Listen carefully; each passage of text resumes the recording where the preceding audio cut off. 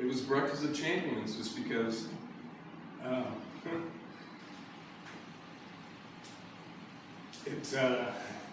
it really made me think I could do that. I could write.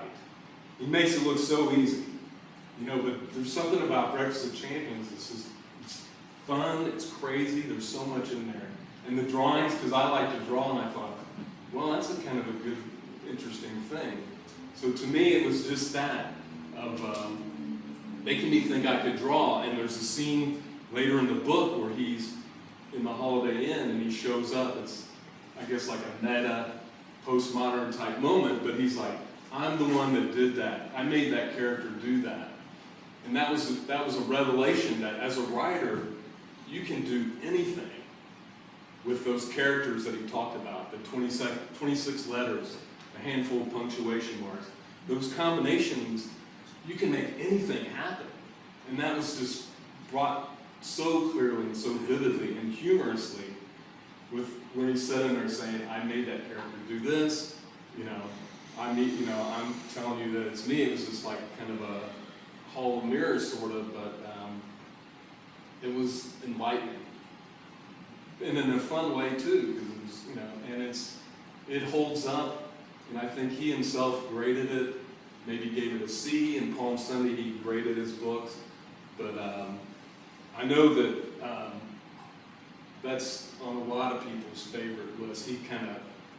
He didn't grade himself well on that one, because I think in people's favorites, to me it seems to be Slaughterhouse 5 and Breakfast of Champions. So, and it has that quality of a book you would give somebody if somebody appeared from outer space. Like, here is, you know, the manual for Earth.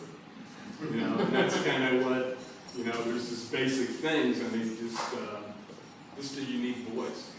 So that was it, and I think I was inspired as sort of a format of Plop Plop to have writing and then drawing in between like that. So, but yeah, Breakfast of Champions. And the cover as well. I mean, the classic Wheaties type cover. That had an impact on me, because I remember seeing it and thinking it was a book on sports.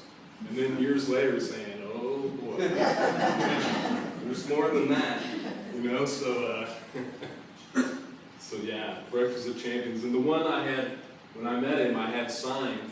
It was really geeky because I had like a British edition that has like fried eggs on the front. It's really kind of an ugly cover, but I thought that would be more unique to have a British copy, but I kind of wish I had the classic American one, because I love that cover so much. But just a little geeky aside there. But any other questions? We're going to have an open reading too, so hopefully I've inspired some people maybe to get on and read. Yes? Do you consider in that book that he's mocking, or is he looking at that town, whatever it's called, in a loving way?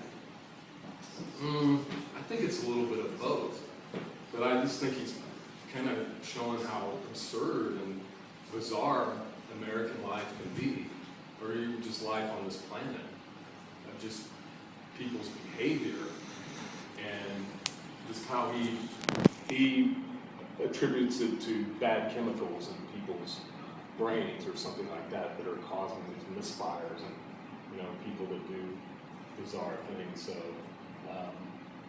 I think it's very satirical that he's using kind of humor and just outrageous things to just kind of point out that he sees some flaws in society. That's right.